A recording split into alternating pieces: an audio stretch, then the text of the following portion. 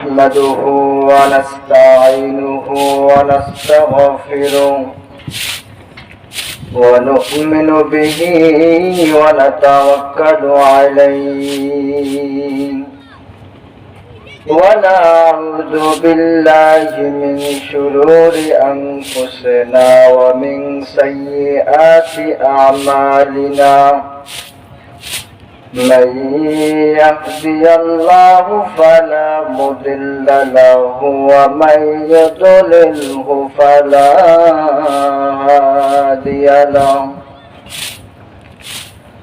ونشهد أن لا إله إلا الله وحده لا شريك له ونشهد أن سيدنا وسندنا وحبيب طبيب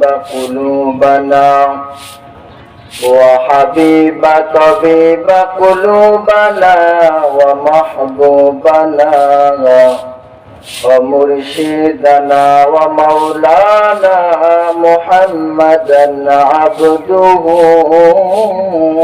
ورسوله الذي أرسله بالحق بشيرا ونذيرا وداعيا إلى الله بإذنه وسراجا وقمرا منيرا أما بعد فأعوذ بالله من الشيطان الرجيم بسم الله الرحمن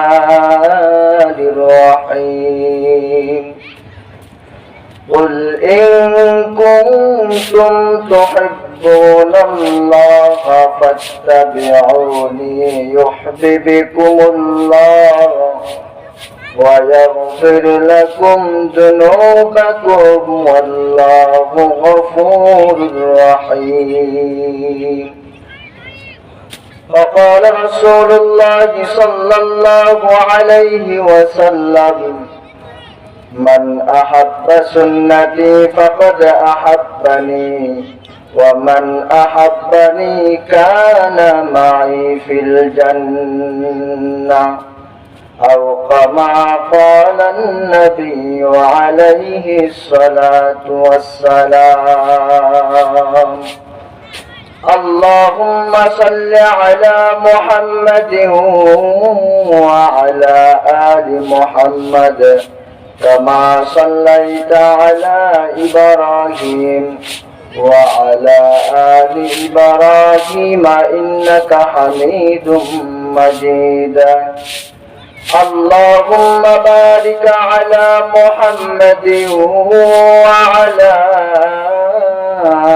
آل محمد كما باركت على إبراهيم وعلى آل إبراهيم إنك حميد مجيد الحمد لله ثم الحمد لله আল্লাহ তাআলার দরবারে লাখো কোটি শুকর যে মহান রব্বে কারীম আল্লাহ তার হুকুম ছিল মাগরিবের 3 রাকাত ফরজ নামাজ যোগ্য ইমামের পিছনে আদায় করার তৌফিক দান করেছেন এবং নামাজের পর একটি দ্বীনি মাজমা দ্বীনি মজলিস তাফসীরুল কোরআন মাহফিলের মধ্যে বসার তৌফিক দান করেছেন এই জন্য আমরা সকলে দিল থেকে শুকর আদায় করে বলি আলহামদুলিল্লাহ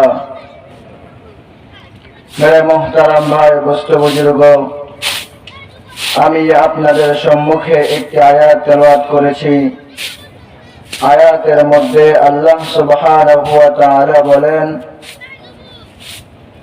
হে আমার বান্দারা তোমরা যদি আমি আল্লাহর মহব্বত পাইতে চাও তাহলে সর্বপ্রথম তোমাদের একটি কাজ করতে হবে কাজটি হচ্ছে রাসূলের মহব্বত এবং রাসূলের সুন্নাতের মহব্বত তোমাদের অন্তরের ভিতরে ঢুকাইতে হবে। আল্লাহ সুবহানাহু ওয়া তাআলা এটাই বলতেছেন যতক্ষণ পর্যন্ত রসুলের মহাব্বত, রসুলের সুন্নতের মহাব্বত তোমার অন্তরের ভিতরে ঢুকাইতে পারবে না, ততক্ষণ পর্যন্ত রসুলের সাথে তোমার মহাব্বত হবে না। আর রসুলের সাথে মহাব্বত না হলে আমি আল্লাহর মহাব্বত তোমরা পাবে না। এই জন্য আল্লাহ সুবহানাহু ওয়া তাআলা কোরআনুল কারীমের মধ্যে বলেন, কুল ইন কুনতুম তুহিব্বুনাল্লাহ ফাত্তাবিউনি ইউহিব্বুকুমুল্লাহ। যদি তোমরা আমি আল্লাহকে পেতে চাও, যদি তোমরা আমি আল্লাহর মহাব্বত পেতে চাও, তাহলে সর্বপ্রথম আমি আল্লাহর রসুল, আমি আল্লাহর বন্ধু হযরত মুহাম্মদুর রাসূলুল্লাহ সাল্লাল্লাহু আলাইহি ওয়াসাল্লামের সুন্নতের মহাব্বত অন্তরে ঢোকাতে হবে। বলেন সুবহানাল্লাহ। আল্লাহ রাব্বুল আলামিন বলেন, যদি তোমার অন্তরের ভিতরে রসুলের সুন্নত ঢোকাতে পারো, রসুলের সুন্নতের মহাব্বত ঢোকাতে পারো, রসুল যেভাবে তার জীবনকে পরিচালনা করেছে যদি তোমরা ওই রকম ভাবে তোমার জীবনকে পরিচালনা করতে পারো, আল্লাহ সুবহানাহু ওয়া তাআলা বলেন, বান্দা তাহলে তোকে আমি আল্লাহকে মহব্বত করতে হবে না, বরং আমি আল্লাহ তাকে মহব্বত করব। বলেন সুবহানাল্লাহ। আল্লাহ রাব্বুল আলামিন বলেন, শুধু আমি আল্লাহ পাক রব্বুল আলামিন তাকে মহব্বত করব না, আমি আল্লাহ পাক রব্বুল আলামিন বললাম আল্লাহু গফুরুর রহিম, তোর জীবনের সমস্ত গুনাহগুলোকে মাফ করে দেব। আল্লাহ রাব্বুল আলামিন বলেন, যদি তোমার অন্তরের ভিতরে তোমার রসুলের সুন্নত, রসুলের মহব্বত তোমার অন্তরের ভিতরে লালন পালন না করতে পারো, তাহলে রসুলের সাথে মহব্বত হবে না। আর রসুলের সাথে মহব্বত না করে আমি আল্লাহর সাথে মহব্বত হবে না, আমি আল্লাহ রাব্বুল আলামিনের সাথে তোমার নৈকট্য অর্জন হবে না। এই জন্য আমাদের করণীয় হচ্ছে সর্বপ্রথম রসুলের সুন্নতের উপর আমল করা। আল্লাহ নবী বলেন হাদিসের মধ্যে, মান আহাব্বা সুন্নতি ফাকাদ আহাব্বানি ওয়া মান আহাব্বানি কানা মাই ফিল জান্নাহ। যদি কোন ব্যক্তি আমি আল্লাহর রাসূলের সুন্নতের উপর আমল করে, কিয়ামতের ময়দানে আমি আল্লাহর রাসূলের সাথে সে জান্নাতে প্রবেশ করবে। বলেন সুবহানাল্লাহ।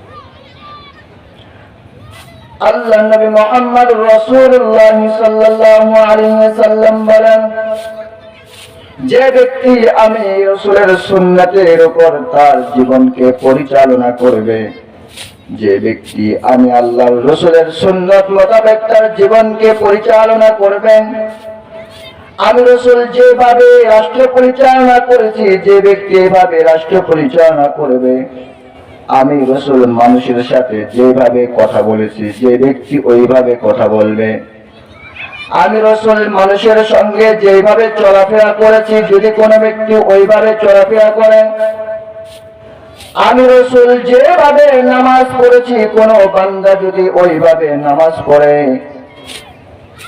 আমি রাসূল যেভাবে জমিনের ভিতরে চলাফেরা করেছি ওইভাবে যদি কোনো ব্যক্তি চলাফেরা করে, তাহলে কিয়ামতের ময়দান যখন প্রতিষ্ঠিত হয়ে যাবে, কঠিন হাসরের ময়দানে সবাই ইয়া নাফসি ইয়া নাফসি করতে থাকবে এবং মাথার উপরে সূর্যটা নেমে আসবে। কেউ বলেন হাত মাথার উপরে সূর্যটা নেমে আসবে, আবার কেউ বলেন একটা করে মাথার উপরে সূর্যটা নেমে আসবে। এই পরিস্থিতির মধ্যে এই সূর্যের তাপের কারণে মাথার মদকগুলো বাতের মারের মতো টকবক করে ফুটতে থাকবে। এমন অবস্থা আপনার আমার ওই সময় সবাই ইয়া নাফসি ইয়া নাফসি করতে থাকবে এবং সবাই চিন্তার মধ্যে থাকবে, আমার কি হবে, আমার কি হবে। এই চিন্তা করতে করতে তাদের হাতগুলো খেয়ে ফেলবে। এমনকি সন্তান বাবাকে চিনবে না, বাবা সন্তানকে চিনবে না। যখন নেক আমল ওজন দেওয়া হবে, একটি বা নেক আমল যখন বাবার কমতি পড়ে যায়, একটি নেক আমলের কারণে জান্নাতে ঢুকতে পারতেছে না, দৌড়াইয়া সন্তানের কাছে যাবে। সন্তানের কাছে যে বাবা বলবে, সন্তান, দুনিয়াতে থাকা অবস্থায় তোর জন্য আমি কত কিছু করেছি, মাথার ঘাম পায়ে ফেলে উপার্জন করে করে বাড়ি করেছি, গাড়ি করেছি, তোর জন্য কত কিছুই না করেছি। আজকে এই কঠিন হাসরের ময়দানে একটি নেক আমলের কারণে আমি জান্নাতে যাইতে পারতেছি না। হে সন্তান, তুই আমাকে একটি নেক আমল দিবিনি? সন্তান বলবে, বাবা, আমি তো আপনাকে, আপনি যে আমার বাবা তার প্রমাণ কি? আপনি যে আমার বাবা তার প্রমাণ কি? আমি আপনাকে বাবা হিসাবে স্বীকৃতি দেই না, কেন আপনি আমার বাবা হতে পারেন না? সন্তান বাবার কাছে যাবে, বাবাও এই কথা বলবে। স্ত্রী স্বামীর কাছে যাবে, স্বামীও এই কথা বলবে। মোট কথা হলো, কেউ কাউকে চিনবে না, কেউ কাউকে চিনবে না। হাসরের ময়দানে কেউ কাউকে চিনবে না। ওই কঠিন মুসিবতের সময় আল্লাহর নবী বলেন, মান আহাব্বা সুন্নতি ফাকাদ আহাব্বানি ওয়া মান আহাব্বানি কানা মাই ফিল জান্নাহ। ওই কঠিন সময় যে ব্যক্তি দুনিয়াতে থাকা অবস্থায় আমি রাসূলের সুন্নাত মোতাবেক জীবনকে পরিচালনা করেছে এবং আমি রাসূলের সুন্নাতের উপর আমল করেছে, মোট কথা হলো তার পুরা জিন্দেগিটা সুন্নাতের উপর সে পরিচালনা করেছে, সুন্নাতের উপর আমল করেছে, ওই ব্যক্তিকে আল্লাহ রাব্বুল আলামিন বলেন, খুঁজে খুঁজে, রাসূল সাল্লাল্লাহু আলাইহি সাল্লাম বলেন, খুঁজে খুঁজে তাকে জান্নাতের মধ্যে ঢুকায় দেয়। বলেন সুবহানাল্লাহ। সুন্নাতের এত দাম ভাই, এই জন্য আমাদের করণীয় হচ্ছে সর্বদা সুন্নাতের উপর আমল করা। কেন সুন্নাতের উপর আমল করব? কেন সুন্নাতের এত পরিমাণ দাম? যতক্ষণ পর্যন্ত সুন্নাতের ভিতরে ঢুকতে না পারবেন, যতক্ষণ পর্যন্ত সুন্নাতের উপর আমল না করবেন, যতক্ষণ পর্যন্ত সুন্নাতের ভিতরে পরিপূর্ণভাবে ঢুকতে না পারবেন, ততক্ষণ পর্যন্ত আল্লাহর রাসূলের মহব্বত আপনার অন্তরের ভিতরে ঢুকবে না। আর আল্লাহর নবী মুহাম্মদ রাসূলুল্লাহ সাল্লাল্লাহু আলাইহি ওয়াসাল্লামের মহব্বত যদি আপনার অন্তরের ভিতরে না ঢোকে, আল্লাহ রাব্বুল আলামিন বলে, কোশ্চিন কালেও আমি আল্লাহর মহব্বত পাবি না। এই জন্য আমাদের করণীয় হচ্ছে জীবনের সব সময় রাসূলের মহব্বত, রাসূলের সুন্নাতের মহব্বত আমার আপনার অন্তরের ভিতরে লালিত পালিত করা। যে ব্যক্তি রাসূলের সুন্নাত মোতাবেক তার জীবনকে পরিচালনা করবে, কিয়ামতের ময়দানে সে নিশ্চিত আল্লাহর জান্নাত পেয়ে যাবে। বলেন সুবহানাল্লাহি ওয়া বিহামদিহি। আর যদি কোনো ব্যক্তি সুন্নাতের উপর আমল না করে, কোশ্চিন করেও সে জান্নাতের মধ্যে প্রবেশ করতে পারবে না। মেরে মুহতারাম ভাই, বস্তু বুজুর্গণ, সাহাবায়ে কেরাম রাদিয়াল্লাহু তাআলা আনহু সুন্নাতের উপর এত পরিমাণ আমল করতেন, এত পরিমাণ আমল করতেন। আমল করার কারণে আল্লাহ রাব্বুল আলামিন তাদের প্রতি এত পরিমাণ রাজি খুশি হয়ে গেছে। রাজি খুশি হওয়ার কারণে আল্লাহ রাব্বুল আলামিন তাদের জন্য কোরআনের ভিতরে আয়াত নাযিল করে দিয়েছেন, রাদিয়াল্লাহু তাআলা আনহু রাদু আন। হে মুহাম্মদ, আপনার সাহাবীদেরকে আপনি বলে দেন, আমি আল্লাহ রাব্বুল আলামিন তাদের প্রতি রাজি খুশি হয়ে গিয়েছি। কারণ কি? কারণ হলো সারাটা জীবন তারা সুন্নাতের উপর আমল করেছে। যখনই কালেমা এনেছে, যখনই মুসলমানের ভিতরে পরিপূর্ণভাবে দাখিল হয়েছে, যখন তারা অন্য ধর্ম ত্যাগ করে মুসলমান হয়েছে, তখন থেকে মৃত্যুর আগ পর্যন্ত সুন্নতের উপর তারা অটল ছিল।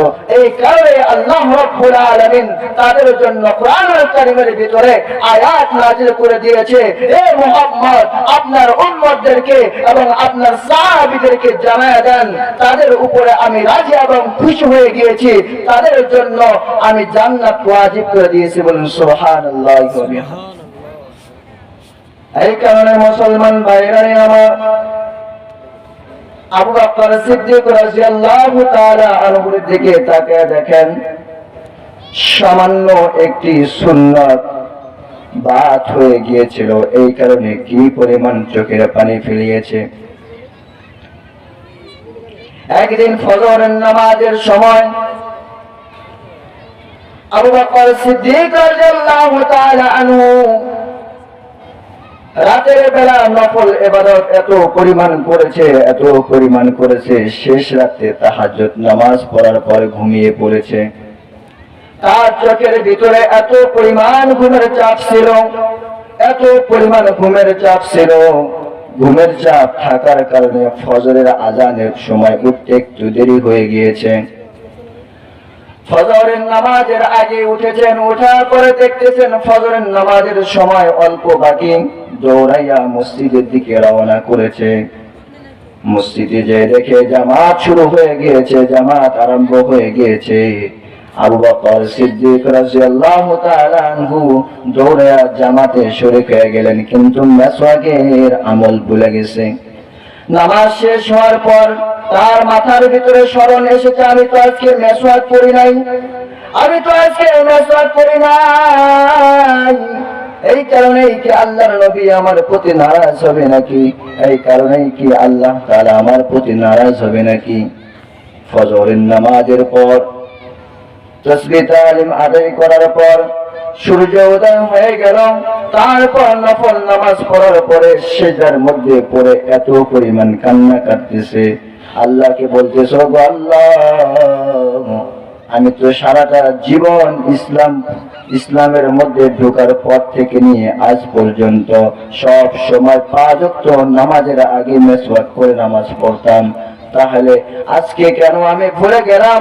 আজকে মিসওয়াকের আমল তো আমি করি নাই গো আল্লাহ, তাহলে কি আপনি আমার প্রতি নারাজ হয়ে গেছেন নাকি? সিজদার মধ্যে এগুলা বলতেছেন, সিজদার মধ্যে বলতেছেন। আল্লাহর নবী মুহাম্মদুর রাসূলুল্লাহ সাল্লাল্লাহু আলাইহি ওয়াসাল্লাম আবু বকরের দিকে তাকিয়ে দেখে লম্বা সিজদার মধ্যে আবু বকর পড়ে আছে। আল্লাহর নবী দৌড়ে চলে আসলেন আবু বকরের কাছে, আবু বকরকে ডাক দিয়ে বলতেছেন, হে আবু বকর, তুমি এত লম্বা সিজদা কেন দিয়েছো? আবু বকর মাথা ওঠায় না। আল্লাহর নবীর এই কথা শোনা মাত্রই আরো কান্নার আওয়াজ বেড়ে গিয়েছে, আবু বকরের কান্নার আওয়াজ আরো বেড়ে গিয়েছে।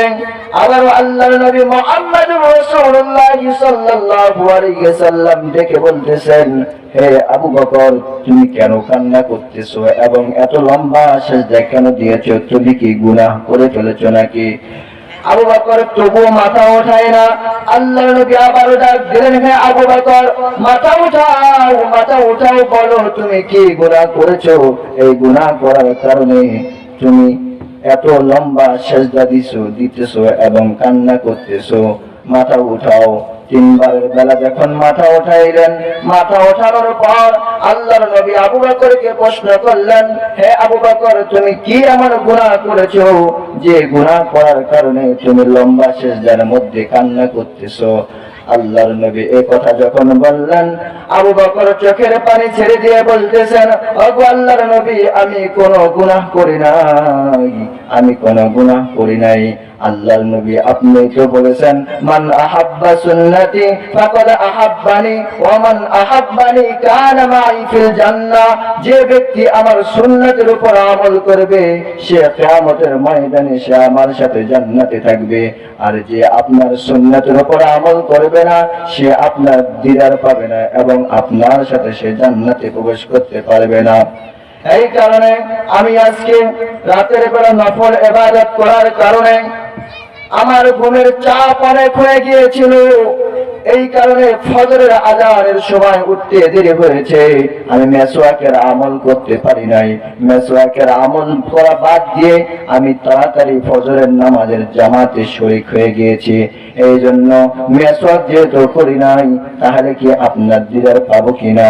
আমি কি আপনার সাথে জান্নাতে যাইতে পারবো না? এই জন্য আমার অন্তরে ভয় হইতেছিল। এই কারণে আমি আল্লাহ দরবারে সিজদায় পড়ে কাঁদতেছি, গো আল্লাহ, আমি তো সামান্য পরিমাণে একটা ভুল করে ফেলেছি, ভুলের কারণে গো আল্লাহ, মাবুদ গো, মেহেরবানি করে এই ভুলটাকে তুমি মাফ করে দাও। আমি আর কখনো মেসওয়াকের আমল বাদ দিব না। দেখছেন কি পরিমাণ তাদের অন্তরের ভিতরে আল্লাহ রাসূলের সুন্নতের মহব্বত ছিল।